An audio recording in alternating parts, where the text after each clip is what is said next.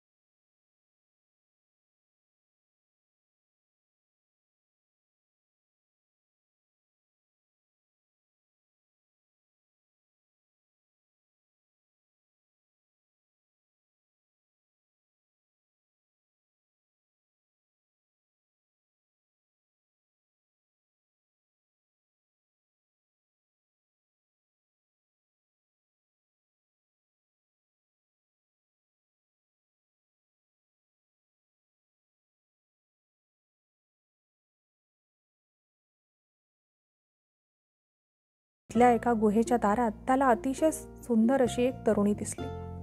तिने ऋषीकन्येप्रमाणे साधा पोशाख केला होता. 2 काळी भोर अस्वलं द्वारपालाचं काम करीत होती. ती अंतर्ज्ञानी होती. परक्या माणसाच्या नुसत्या नजरेची देखील त्यांना चाहूल लागे. आता देखील ती अशीच अस्वस्थ झाली होती. कोणीतरी अनोळखी व्यक्ती आजूबाजूला वावरत असल्याची त्यांना शंका आली होती. म्हणून त्यांनी गरुड कन्येला आत जाण्याची सूचना दिली. अशा घनदाट निर्जन अरण्यात एकही गाव किंवा मनुष्यवस्ती नसताना गुहेमध्ये सुंदर तरुणी दिसावी याचं त्याला आश्चर्य वाटलं. या गोष्टीचा शोध घेतलाच पाहिजे असं नागार्जुनाला वाटायला लागलं. सकाळी तो अस्वल जंगलात जाऊन गरुड कन्येसाठी कंदमुळं, फळं आणायची. बांबूच्या पेरामध्ये पाणी आणायची. ती अस्वल गुहेच्या दारावर नाहीत अशी संधी साधून त्या कड्यावरील अतिशय अवघड वाटेने तो तिथे पोहोचला. त्याने गरुड कन्येची भेट घेतली. तेव्हा तिने सांगितलं, असं धाडस पुन्हा करू नकोस, कारण माझा पिता सर्वशक्तिमान गरुड आहे. ती पुढे सांगू लागली, 7 समुद्रापलीकडच्या सागराच्या तळात नागराजाचं वास्तव्य आहे. लहान असताना मी माझ्या मातापित्यांबरोबर खेळत होते. आकाशातील गरुडाचं लक्ष आमच्याकडे गेलं. त्या गरुडाबरोबर माझ्या पित्याचं युद्ध झालं. युद्धात त्यांना मात्र प्राण गमवावे लागले. आईचे प्राण वाचले, परंतु त्या मोबदल्यात तिला माझा त्याग करावा लागला. अशा रीतीने गरुडाने मला उचलून या घरट्यात आणलं. माझं बालपण या घरट्यातच गेलं. मी उपवर होत असलेली पाहून गरुडाने मला या गुहेमध्ये आणलं आहे. दारावर माझ्या संरक्षणासाठी अस्वलांची योजना केली. सर्पगरुडाचंही माझ्या हालचालींवर बारीक लक्ष असतं. आतापर्यंत ज्या ज्या गरुड कन्यांनी इथून सुटून जाण्याचा प्रयत्न केला ना, त्यांचं रानवेलीमध्ये रूपांतर झालंय. या कड्यावर ज्या रानवेली वाऱ्याने झुलत आहेत, वास्तविक पाहता त्या शापित कन्या आहेत. आणि ज्यांनी त्यांना पळून जाण्यासाठी सहाय्य केलं ते तरुण कडई वृक्षाच्या रूपाने कडे कपारीवर आभाळाकडे हात जोडून उभे आहेत. त्यावर नागार्जुन तिला म्हणाला, हे गरुड कन्ये, माझ्या गुरुची आज्ञा पार पाडण्यासाठी तू मला सहाय्य करावंस अशी माझी तुला नम्र विनंती आहे. त्याने तिला निळावंतीच्या पोथीची कथा सांगितली. त्यावर ती म्हणाली, तू शहाणा असशील ना, तर या भानगडीत पडू नकोस. तसा प्रयत्न करशील तर आपल्याला झाडाचा जन्म घ्यावा लागेल. तुझा जीव तुला प्रिय असेल तर इथून तू लगेचच निघून जा. अशी ही द्वारपाल अस्वले यायची वेळ झाली आहे. आता इथून पळ बघू. मी आता जातो, नागार्जुन म्हणाला. मी आता जातो, पण तुला पुन्हा याच वेळेस मी भेटेन. गुरुच्या या कार्यामध्ये मला माझ्या प्राणाला मुकावं लागलं तरी हरकत नाही. मी तसा निश्चय करूनच आलोय. दुसऱ्या दिवशी अस्वलांची जोडी जंगलात जाताच ठरल्याप्रमाणे नागार्जुनाने पुन्हा तिची भेट घेतली. तिचीही आता खात्री होऊ लागली की या धाडसी तरुणामुळे कदाचित आपणही स्वतंत्र होऊ. ती पुढे सांगू लागली, दारावर जी 2 अस्वलं दिसतात ना, ती वास्तविक अस्वलं नाहीत. ती दोघेही सर्पगरुडच आहेत. परंतु या सर्पगरुडाशी त्यांना युद्ध करावं लागलं. ती शेजारच्या जंगलात राहत होती. माझ्या पित्याने त्यांना या जंगलाचं क्षेत्र सोडून दुसरीकडे निघून जायला सांगितलं, कारण रोजचं भक्ष्य मिळविण्यासाठी ते गरुड त्याच्याशी स्पर्धा करीत होते. शेवटी माझ्या पित्याने त्यांच्याशी युद्ध करून त्यांना गुलाम बनविलं. सर्पराज गरुडाला विष्णूपासून सिद्धी प्राप्त झाली आहे. त्याचा उपयोग करून तो त्याला पाहिजे त्या स्वरूपात प्राणीमात्रांचं रूपांतर करू शकतो. त्यावर नागार्जुन म्हणाला, माझे गुरु अजमुनी सांगायचे, कोणतीही सिद्धी प्राप्त करून घेण्याच्या भानगडीत पडू नका. साधं सोपं आयुष्य जगा, त्यातूनच तुमचं कल्याण होईल. सिद्धी म्हणजे एक मोठी शक्ती आहे. ती प्राप्त होताच जीव प्राणी उन्मत्त होतो. त्याचं पुढे अधपतन होतं. तो विनाशाच्या मार्गाने जाऊ लागतो. माझे गुरु स्वतः सिद्धयोगी आहेत, परंतु त्यांनी त्याचा उपयोग ज्ञानवृद्धीसाठीच केला. मी काय सांगत होते, गरुड कन्या म्हणाली.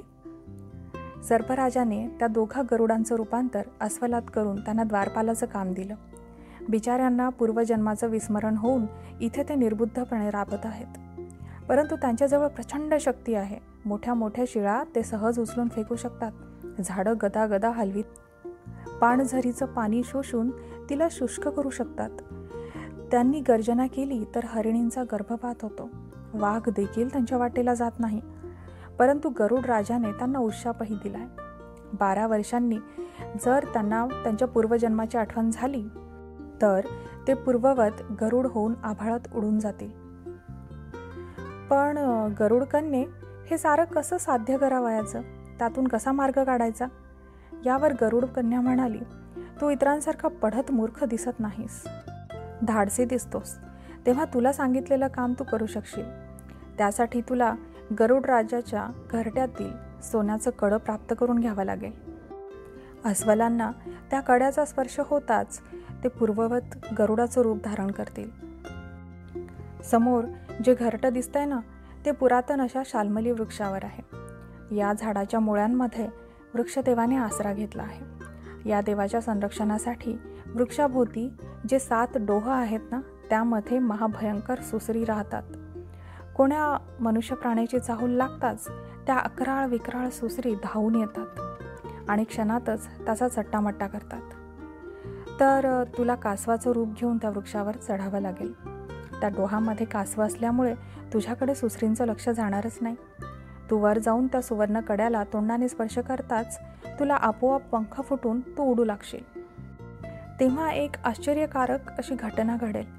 पण त्यामुळे तू घाबरून जाऊ नकोस.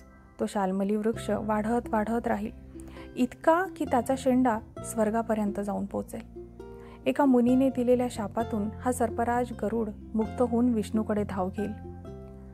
गरुड कन्येने आपल्या हातातील जादूची कांडी फिरवताच नागार्जुनाचं कासवात रूपांतर झालं.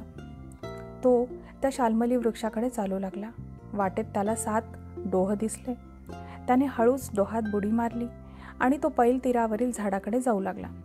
सुसरींनी त्याच्याकडे दुर्लक्ष केलं. तो हळूहळू शाल्मली वृक्षावर चढू लागला. गरुडाच्या घरट्यात प्रवेश करून तेथील सोन्याच्या कड्याला त्याने तोंडात धरताच कासवाला पंख फुटले. उडत उडत तो गरुड कन्येजवळ येऊन पोहोचला. दारावरच्या अस्वलांनी त्या कासवाला उत्सुकतेने पाहिले. त्याच्या तोंडातील सुवर्ण कड्याला स्पर्श करताच त्यांना गतजन्माचे स्मरण होऊन त्यांचं रूपांतर सर्पगरुडाच्या जोडीमध्ये झालं. सर्पगरुडराज स्वर्गात निघून गेला होता. दोघा द्वारपालांचं रूपांतर गरुडामध्ये होताच ती जोडी पूर्ववत आपल्या राज्यात निघून गेली. बऱ्याचशा संकटांचं आता निवारण झालं होतं. संकटातून यशस्वीपणे पार पडून नागार्जुन गरुड कन्येपुढे आला. तिने पुन्हा जादूची कांडी फिरवताच पूर्ववत त्या कासवाचं रूपांतर नागार्जुनामध्ये झालं. त्या गुहेमध्ये एका गुप्त ठिकाणी निळावंतीची पोथी होती. तिथे एकीत एक अशा 7 पेट्या आहेत व ती पोथी शेवटच्या 7व्या पेटीत एका कातडी पिशवीत आहे हे रहस्य गरुड कन्येला माहीत होतं. या निळावंतीच्या पोथीच्या शोधात तर नागार्जुन आला होता. त्याचं रहस्य गरुड कन्येने त्याला सांगितलं आणि ती पुढे म्हणाली, ती प्राप्त करून घेण्यात एक अडचण आहे. त्या पेटीभोवती एक महाभुजंग वेटोळं घालून बसला आहे. तो त्या पोथीचा रक्षक आहे. त्याच्या फणीवर अहोरात्र दिवा जळतो. त्याने नुसता फुत्कार जरी केला ना तरी त्याचं विष डोळ्यांमध्ये जाऊन माणूस आंधळा होतो. त्याच्या मस्तकावरील नागदिवा काढून घेतला की त्याला पंख फुटून तोही उडत स्वर्गात जाईल. माझ्या पूर्वसंचिताप्रमाणे मी गंधर्व विद्या जाणते. तू ही जादूची पुंगी वाजव, मी गात नृत्य करते. महाभुजंग त्या नृत्य गायनाने आणि पुंगीच्या नादाने वेडावून जाईल. तेव्हा तू त्याच्या मस्तकावर झडप घालून तो नागदिवा काढून घे. नागार्जुनाने तिने सांगितल्याप्रमाणे करताच त्या महाभुजंगाला पंख फुटून तो उडत आभाळात निघून गेला. गरुड कन्या नागार्जुनावर खुश होती. तो तिच्या पुढे नम्रपणे उभा होता. त्याचा विनयशील स्वभाव तिला खूप आवडला होता. 7व्या पेटीतील निळावंतीची पोथी काढून त्याच्या हातात देत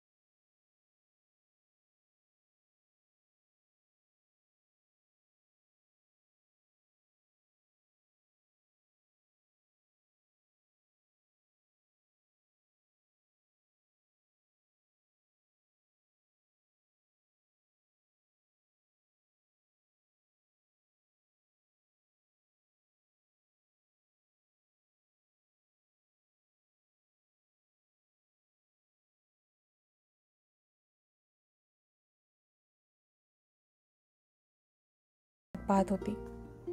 नागार्जुनाकडून त्या वेलींना सुवर्ण कंकणाचा स्पर्श घडवताच त्या वेलींमधून सुंदर कन्या हात जोडून उभ्या राहिल्या. कडई वृक्षांना स्पर्श करताच राजबिंड्या रूपाचे तरुण पुरुष त्यातून बाहेर प्रकटले. ते सारे जण गरुड कन्येपुढे हात जोडून उभे होते. त्यांनी अनेक वर्ष जंगलात राहून तप केलं होतं. तेव्हा ते म्हणाले, गरुड कन्ये, आता पुन्हा माणसाचा जन्म घेऊन त्यांच्या सुखदुःखाचा अनुभव घेण्याची आमची इच्छा नाही. त्या सर्वांनी तिला विनंती केली, तू आम्हाला पाखरांचा जन्म दे, म्हणजे आम्ही सुखाने कालक्रमण करू. तेव्हा गरुड कन्येने तथास्तु म्हणताच त्यांचं हिरव्या पोपटाच्या थव्यामध्ये रूपांतर झालं. शाल्मली वृक्ष पूर्ववत तिथे दिसू लागला. गरुड कन्या म्हणाली, या शाल्मली वृक्षावर तुम्ही आनंदाने राहा. गरुड कन्येला खूप आनंद झाला होता. कृतज्ञता आणि स्नेहाने ती नागार्जुनाकडे पाहत होती. तो तिच्याकडे पाहत होता. त्याला जणू नजरेने विचारायचं होतं, आता पुढे काय? तेव्हा ती म्हणाली, नागार्जुना, मला या बंधनातून मुक्त करून तू माझ्यावर थोर उपकार केले आहेस. त्याबद्दल तुझे किती आणि कसे आभार मानायचे. या जन्मी तर तुला विसरणं शक्य होणार नाही. नागार्जुन म्हणाला, माझ्या गुरुने सोपवलेली एक मोठी जबाबदारी मला तुझ्या सहाय्यामुळे साध्य करता आली. तुझ्याविषयी माझ्या मनात अपार अशी कृतज्ञता आहे. फक्त कृतज्ञताच? माझ्याविषयी तुला प्रेम वाटत नाही? गरुड कन्येने विचारलं. यावर नागार्जुन काही बोलला नाही. आता मला 7 समुद्रापलीकडच्या 7 पर्वतांतील गंधर्व नगरीमध्ये नेऊन सोड. पण त्याकरिता तुला पुन्हा पंख असलेल्या कासवाचं रूप घ्यावं लागेल. कारण प्रवास सागरातून आणि नंतर पर्वतावरून आहे. सागरातून पोहत जाता येईल आणि पर्वतावरून उडत प्रवास करता येईल. मी लहानसं रूप घेऊन तुझ्या पाठीवर बसून राहील. गरुड कन्या म्हणाली. मजल दरमजल करीत गरुड कन्येला नागार्जुनाने गंधर्व नगरीत आणून सोडलं. तिथे येताच उभयंतांना पूर्वरूप प्राप्त झालं. नागार्जुनाने काही दिवस गंधर्व नगरीमध्ये राहून पाहुणचार घ्यावा म्हणून तिने खूप आग्रह केला, परंतु त्याला या मायाजाळात पुन्हा गुंतायचं नव्हतं, म्हणून तिची विनंती त्याने मान्य केली नाही. पुन्हा एकदा तिचे आभार मानून निळावंतीची पोथी घेऊन त्याने अजमुनींच्या आश्रमाकडे प्रयाण केलं. गरुड कन्या त्याच्याकडे कितीतरी वेळ पाहत उभी होती. नागार्जुनाने मात्र पुन्हा एकदा देखील मागे वळून पाहिलं नाही. मित्रहो, नागार्जुनाने मागे वळून पाहिले नाही याचा अर्थ असा नव्हे की निळावंती पोथी त्याला प्राप्त झाल्यामुळे तो गरुड कन्येला विसरला. खरं तर आत्ता कुठे त्याला